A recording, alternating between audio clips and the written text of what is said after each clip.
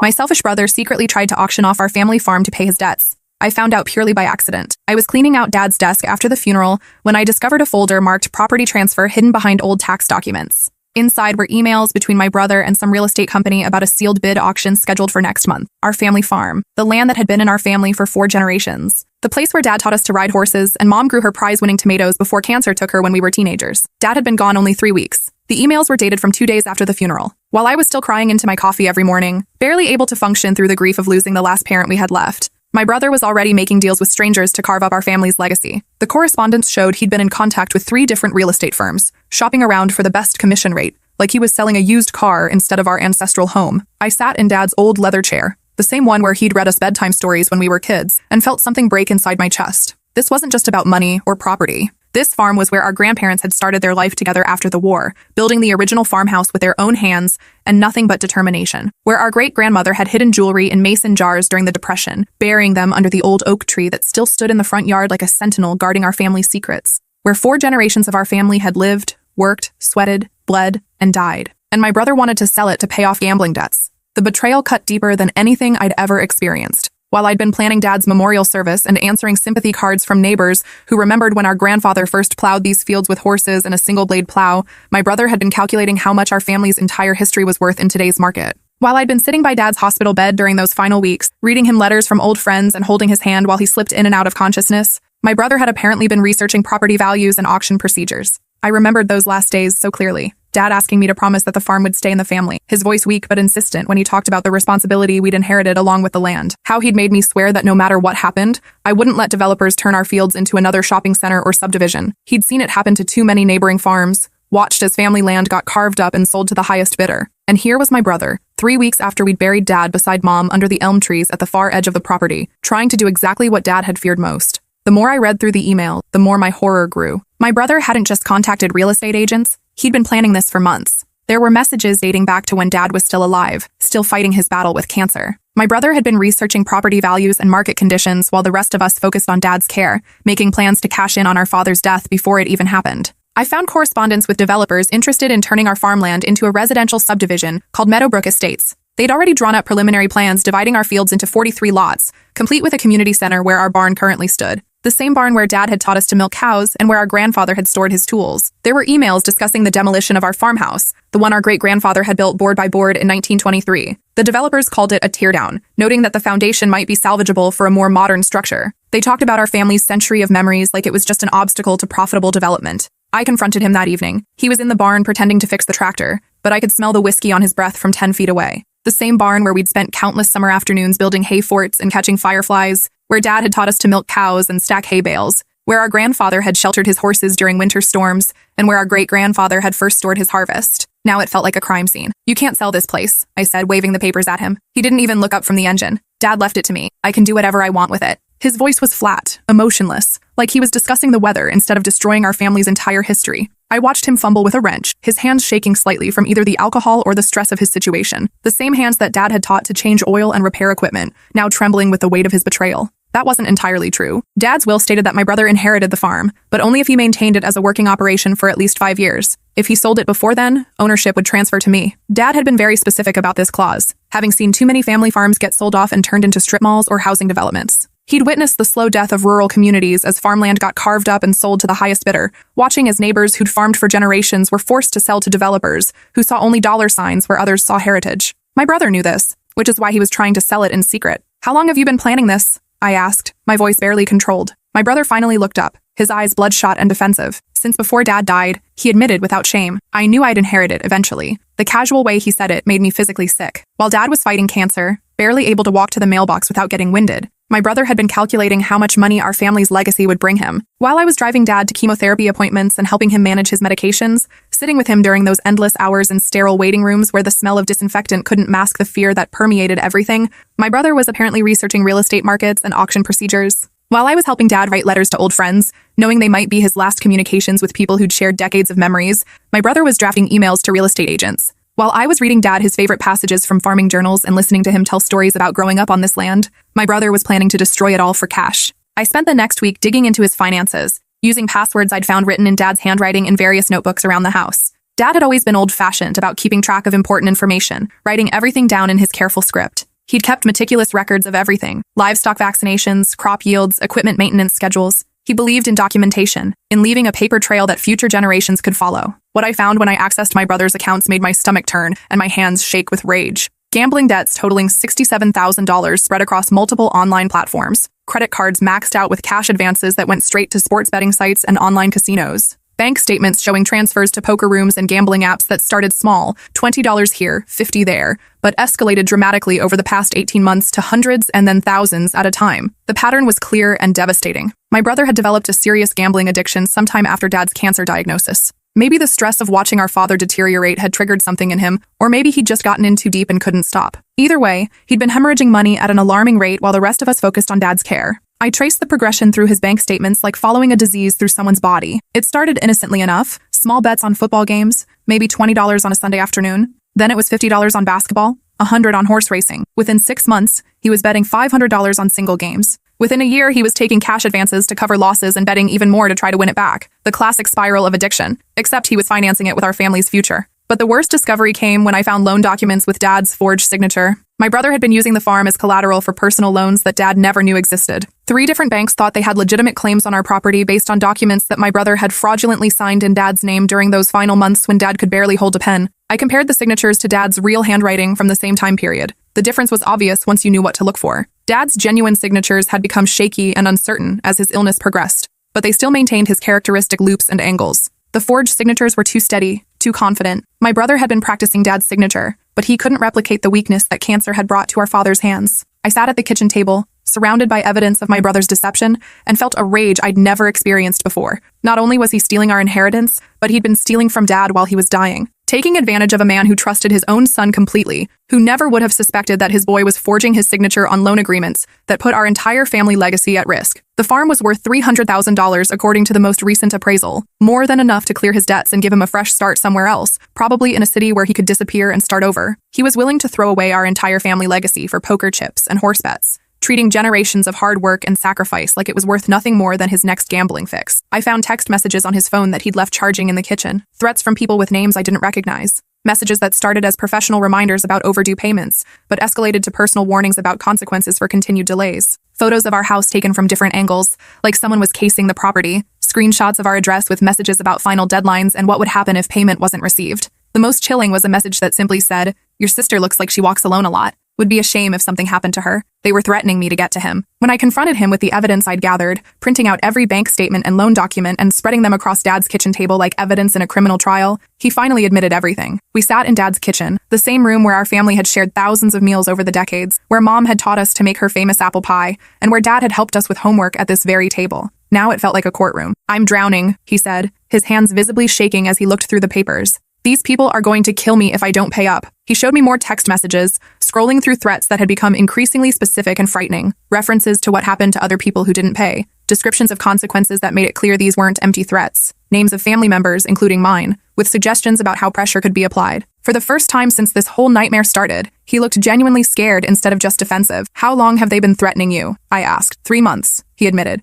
"It started when I missed the first payment. They gave me extensions at first, but then the interest kept building, and I kept thinking I could win it back if I just had one good night." "So you thought you'd just steal our inheritance and run?" His face hardened, the vulnerability disappearing behind a wall of defensive anger. "It's not stealing if it's mine, but it wasn't his. Not legally. Not yet." And that's when I realized how far he'd already gone to cover his tracks and prepare for the sale. The auction papers were dated for the following Tuesday, just 5 days away. He'd already been showing the property to potential buyers, telling them it was an estate sale due to family circumstances that required a quick resolution. He'd printed professional-looking flyers describing the farm's agricultural potential and development opportunities, making it sound like prime real estate instead of our family's sacred ground. The flyers were well-designed and convincing, describing 127 acres of prime farmland with development potential, excellent road access, and municipal water and sewer availability. They mentioned the charming original farmhouse and outbuildings, but only as quaint features that added character to the property. There was no mention of the generations of our family who'd lived and worked here, no acknowledgement of the history that made this place irreplaceable. Even worse,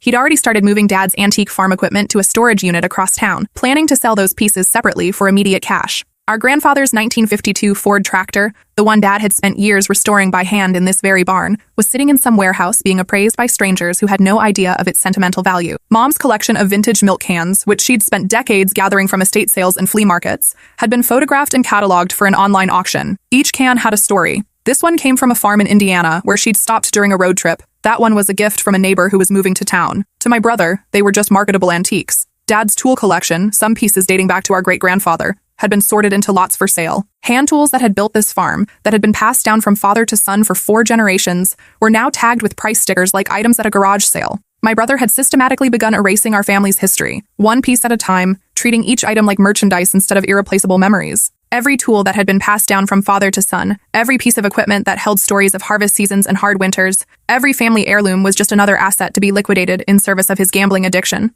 I walked through the house that night, seeing it with new eyes. The kitchen table where we'd done homework while Mom cooked dinner, where Dad had spread out seed catalogs and planned each spring's planting. The living room where we'd opened Christmas presents and watched Dad fall asleep in his recliner during football games, where the whole family would gather to watch the weather reports during storm season. The back porch where he'd taught us to clean fish and tie knots, where he'd sit every evening to watch the sunset over his fields and plan the next day's work. Every corner held memories that my brother was willing to sell to strangers who would never understand what they were buying. But there was one thing my brother didn't know, one crucial detail he'd overlooked in his desperate rush to convert our legacy into cash. 3 days before Dad died, when he was still coherent but barely conscious, he'd called our family lawyer to his hospital bedside. I'd been there, holding Dad's hand while he whispered instructions about a codicil to his will, a final addition that would protect the farm from exactly what my brother was trying to do. Dad had somehow sensed that his death might trigger a crisis in our family. Maybe he'd noticed my brother's increased stress and erratic behavior during those final weeks. Maybe he'd discovered some evidence of the gambling debts. Or maybe he just had the wisdom that comes from seeing several generations live and die on the same piece of land, knowing that desperate people do desperate things when they think no one is watching. I remembered that conversation clearly now. Dad's voice was weak but determined as he explained his concerns to the lawyer. He'd seen what happened to other farming families when the original landowner died,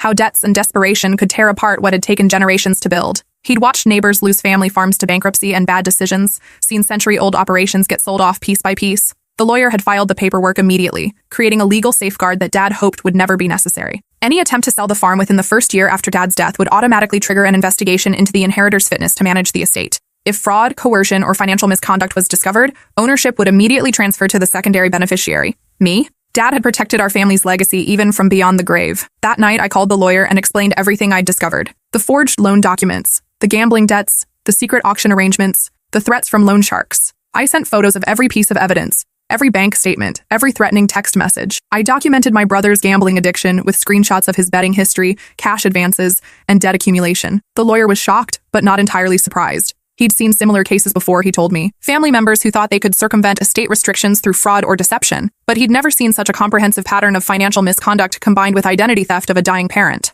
Within hours, we had filed an emergency injunction stopping the auction and freezing all assets related to the estate. The legal papers were extensive and detailed, citing evidence of fraud, forgery, financial elder abuse, and unfitness to inherit. We requested immediate transfer of ownership and criminal investigation of the forged loan documents. The real estate companies were notified that any sale would be legally invalid and that they could face criminal charges for knowingly participating in fraudulent property transactions. The storage unit was secured by court order, preventing my brother from removing any more of Dad's belongings. Bank accounts were frozen pending investigation. The auction company was served with papers canceling the sale and demanding they preserve all documentation. My brother found out the next morning when he arrived at the farm for the first scheduled property showing, only to find a sheriff's deputy posted at our front gate with legal documents declaring the entire estate under court protection. Potential buyers were turned away, and the auction company representatives were served with papers as they arrived to prepare for the viewing. He called me immediately, screaming into the phone with a rage I'd never heard from him before. "You had no right to interfere," he yelled. "This is my property. You're stealing what Dad left me. I can hear you've been talking to lawyers behind my back. You've been plotting against me this whole time." His voice was raw with fury and panic. I could hear him pacing, probably in the barn where he'd gone to hide from the sheriff's deputy. The same barn where we'd played as children, now the scene of his desperate phone call. "Actually," I said as calmly as I could manage, "as of this morning, it's mine. The judge reviewed your forged loan documents and the evidence of your gambling addiction. You've been declared unfit to manage the estate under the terms of Dad's codicil." The silence on the other end of the phone lasted nearly 2 minutes. I could hear him breathing, could almost feel him processing the reality that his scheme had not only failed, but had cost him everything he was supposed to inherit. In trying to steal what wasn't legally his yet, he'd lost everything that should have been his eventually. When he finally spoke, his voice was different, smaller, defeated. "What am I supposed to do about the money I owe? These people aren't going to just forget about it because I don't have the farm anymore. They know where I live. They know where you live. They've made that very clear." I felt a chill as I remembered the threatening messages I'd seen on his phone, the photos of our house, the references to my daily routines. These weren't just financial obligations. They were dangerous people who'd invested time and effort in tracking our family. That's not my problem anymore, I said, though I knew it would become my problem if these people decided to pursue other forms of collection. You made your choices. You gambled away your inheritance before you even had it. But you have until noon tomorrow to remove your personal belongings from the house. The locks are being changed at 1 o'clock, and after that, you'll be trespassing. I hung up and immediately called the sheriff's department to report the threats I'd discovered. They took the matter seriously, especially when I showed them the photos and messages that indicated surveillance of our property. They agreed to increase patrols in our area and advised me to install security cameras and change all the locks immediately. I sat in Dad's kitchen that night, looking out at the fields where our corn would be planted next spring, the same fields where my great-grandfather had worked with a horse and plow, clearing stones by hand and building the foundation for everything that came after, where my grandfather had introduced the first tractor, modernizing operations while maintaining the family traditions, where Dad had taught us to drive when we were barely tall enough to reach the pedals, passing down not just skills, but values about hard work and taking care of what's been entrusted to you. My brother packed his truck in silence the next day, loading boxes of clothes and personal items while I watched from the front porch where Dad used to sit every evening, surveying his domain and planning the next day's work. Neighbors drove by slowly, curious about the sheriff's car that had been parked in our driveway and the obvious tension hanging over our property. Word travels fast in rural communities, and by now, everyone knew something was wrong at our place. When my brother finished loading, he walked over to where I was sitting in Dad's old rocking chair, the one our grandfather had made by hand during the winter of 1967. "You think you've won something here?" he said, his voice bitter with resentment. "But you have no idea how to run this place. You'll be bankrupt within 2 years, and then what? At least I would have gotten something out of it before it all fell apart. At least I would have paid off my debts and had a chance to start over." "Maybe," I said, looking out at the land that was now officially mine to protect. "But at least I'll fail trying to honor what Dad built instead of selling it off for gambling money." His face twisted with anger and something that might have been shame. "You don't understand the pressure I've been under. You don't know what it's like to have people threatening your family. I was trying to protect us. By stealing from us?" He had no answer for that. He climbed into his truck and drove away that afternoon, and I never saw him again. The loan sharks kept calling for several weeks, but when they realized my brother was gone and they had no legal claim on the farm, the threats gradually stopped. The forged loans were voided due to fraud, and the banks had to write off the debts as losses from their own inadequate verification procedures. The auction company demanded compensation for their time and advertising costs, but the judge ruled that they should have verified ownership before proceeding. Some of my brother's creditors tried to pursue me directly, claiming I was responsible for his debts as his family member. I had to hire an attorney to make it clear that I had no legal obligation for debts incurred through fraud. It took months to untangle all the financial mess my brother had created, but eventually the legitimate debts were discharged and the fraudulent ones were voided. I found myself alone on the farm for the first time in my life, surrounded by 4 generations of family history and the enormous responsibility of keeping it all intact. The weight of it was overwhelming at first. Every morning I'd wake up and walk through the house, seeing Dad's coffee cup still in the dish drainer, his reading glasses on the kitchen table, his work boots by the back door where he'd left them the last time he'd been strong enough to check on the cattle. The silence was deafening. This house had never been quiet. There'd always been the sounds of family life, of work being done, of animals needing attention. Now it felt like a museum, preserved but empty of the life that had made it meaningful. But gradually, I began to see possibility instead of just obligation. I spent hours reading through Dad's journals, learning about crop rotations and soil management, about which fields produced the best yields and which needed more attention. I studied his careful notes about weather patterns and market prices, about when to plant and when to harvest. He documented everything with the thoroughness of a man who knew his knowledge would need to be passed on. His record-keeping was meticulous and comprehensive. He'd tracked rainfall amounts, soil temperatures, pest problems, and equipment maintenance schedules. He'd noted which varieties of corn performed best in wet years versus dry years, which fields needed additional drainage, and which corners of the property were prone to erosion. More importantly, he'd written about the philosophy of farming, about being a steward of the land rather than just an exploiter of it, about the responsibility that comes with owning something that will outlast you, about the importance of thinking in generations rather than quarters. 6 months later, I hired a property manager who specialized in small family farms, someone who understood that profitability didn't have to come at the expense of tradition. We converted part of the land to organic vegetables and started a community-supported agriculture program. The same fields that my brother wanted to sell to developers now feed 40 families in our county, providing fresh produce while generating steady income. The CSA program was more work than traditional farming, but it connected us directly to the people who ate our food. Members would visit the farm to pick up their weekly shares, and many brought their children to see where vegetables actually come from. Kids who thought food came from grocery stores learned about planting and harvesting, about the work and weather that goes into every meal. I started a small farmers market stand that became popular with city people looking for authentic rural experiences. Families would drive out from town to pick their own vegetables, learn about farming, and connect with the land in ways that their grandparents had taken for granted. Children who had never seen a cow up close would spend hours in our pastures, asking endless questions about farm life. The farm became not just sustainable, but profitable, generating income while maintaining its character. We hosted school groups and scout troops, teaching kids about agriculture and environmental stewardship. The old barn became a venue for weddings and community events, bringing people together in the same space where 4 generations of our family had worked. I restored Mom's garden, planting heirloom varieties of the tomatoes she'd grown, the ones that had won ribbons at the county fair year after year. I found her gardening journal and followed her notes about companion planting and organic pest control. The first time I harvested tomatoes from plants grown from her saved seeds, I cried right there in the garden. Dad's tool collection came back from the storage unit in perfect condition. I spent weeks organizing everything in the barn, hanging each tool in its proper place according to the outlines Dad had drawn on the pegboard. Having everything back where it belonged felt like bringing Dad home. I found Dad's final journal entry, written just weeks before he died, tucked between the pages of his favorite farming almanac. Some things are worth more than money, he'd written in his careful handwriting. Some things are worth fighting for, even when fighting costs everything you thought you wanted. Reading those words, I understood that Dad had known exactly what might happen after his death. The codicil wasn't just legal protection. It was his way of ensuring that the right person would inherit not just the property, but the responsibility to preserve what generations of our family had built. The neighboring farms began to take notice of what we were doing. Other family operations that had been struggling with profitability started asking questions about our CSA program and agritourism initiatives. Some implemented similar programs, creating a network of small farms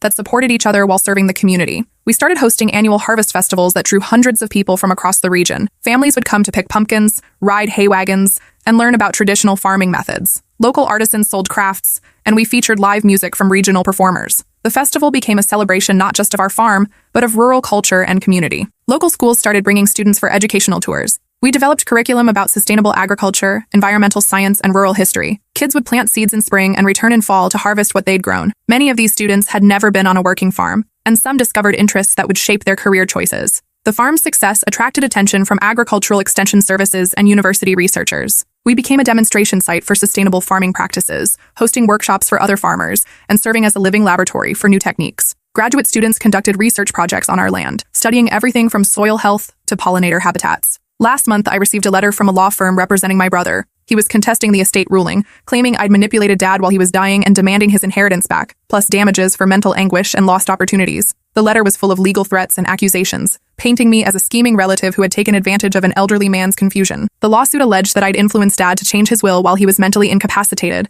that the codicil was invalid because Dad didn't understand what he was signing, and that I'd conspired with a lawyer to defraud my brother of his rightful inheritance. It demanded immediate transfer of the property plus 3 years of profits as compensation for lost opportunity. I threw the letter in the trash and walked out to the fields where our winter wheat was just starting to show green shoots through the snow. The same fields where 4 generations of our family had worked. Where my future children would someday learn to drive tractors and plant seeds and understand what it means to be connected to something larger than yourself. My brother could hire all the lawyers he wanted. Some battles are worth fighting, no matter what they cost. And some things, once saved, become more precious than anything money could ever buy. My attorney was confident that the lawsuit had no merit. We had extensive documentation of my brother's fraud and gambling addiction, along with testimony from the original lawyer about Dad's mental state when he signed the codicil. The judge who'd initially ruled on the estate case had been thorough and careful, and his decision was well supported by evidence. More importantly, I now had 3 years of successful farm operation to demonstrate that Dad's decision had been the right one. The farm was thriving, profitable, and serving the community in ways it never had before. I'd proven that I could be a responsible steward of the land, exactly what Dad had hoped for when he wrote that codicil. The farm is still here, still in our family, still growing things that matter. Last week, I got a call from the county extension office. They want to feature our farm in a documentary about sustainable agriculture and family farming traditions. The same land my brother tried to auction off to pay gambling debts will now be showcased as a model for preserving rural heritage while adapting to modern challenges. The documentary crew spent 3 days filming, interviewing me about our transition from traditional farming to sustainable agriculture, our community programs, and the importance of keeping family farms operational. They captured footage of children picking vegetables, families attending workshops, and the daily work that keeps the farm running. When they asked about my brother's attempt to sell the farm, I was honest about what had happened while protecting his privacy. I talked about the challenges facing family farms when the original owners die, about the pressure to sell to developers, and about the importance of having legal protections in place to preserve agricultural land. That evening, I sat in Dad's rocking chair on the front porch, watching the sunset paint the fields gold and red. I thought about my brother, wherever he was, and wondered if he ever thought about what he'd tried to destroy. I thought about Dad, and whether he'd be proud of what I'd managed to preserve and build upon his foundation. A neighbor stopped by with fresh eggs and stayed to chat about the upcoming planting season. Another farmer called to discuss sharing equipment for the harvest. These are the connections that my brother never understood, the network of relationships that make rural life possible. You can't auction off community. You can't sell belonging. The threats from loan sharks had stopped completely after the first year. My brother had apparently found other ways to deal with his debts, though I never learned the details. Sometimes I worried about his safety, despite everything he'd done. He was still my brother, still the boy who'd built hay forts with me and learned to drive tractors by my side. But I'd learned to live with the uncertainty. Some relationships can't be repaired, Some trust can't be rebuilt. The farm had taught me about the cycles of growth and loss, about the importance of protecting what matters even when protection requires difficult choices. The local newspaper ran a feature story about our farm's transformation, highlighting our role in the community and our success in sustainable agriculture. The article mentioned that the farm had been in our family for 4 generations and was now serving as a model for other family operations facing similar challenges. Orders for our produce increased dramatically after the article appeared. We had to expand our growing area and hire additional help during harvest season. The farmer's market stand became so popular that we opened a second location in the neighboring county. The farm is quiet now, except for the wind through the corn and the distant sound of cattle settling in for the night. It's the same peaceful sound that has marked the end of day here for over a century. The same sound my great-grandmother heard when she finished hiding jewelry in mason jars. The same sound my grandfather heard after days spent clearing fields with horses. The same sound Dad heard every night of his life. Some things are worth more than money. Some things are worth fighting for, even when fighting costs everything. The farm endures. The family endures. The community we've built here grows stronger every year. And sometimes that's enough victory for a lifetime. Last month, a young couple approached me about learning sustainable farming techniques. They'd graduated from agricultural college but wanted hands-on experience before starting their own operation. I hired them as apprentices, teaching them what Dad had taught me, what his father had taught him, watching them learn to read the soil and understand the weather patterns, seeing their excitement when they successfully grafted their first fruit trees. I realized that Dad's legacy wasn't just about preserving the past. It was about nurturing the future. The farm that my brother tried to destroy for gambling money now feeds dozens of families, educates hundreds of children, and trains the next generation of sustainable farmers. It serves as proof that some things, once saved, become more valuable than anyone could have imagined. That's the difference between seeing land as an asset and understanding it as a responsibility. My brother saw 127 acres worth $300,000. I see 4 generations of family history and countless futures still to be written. The difference saved everything that mattered.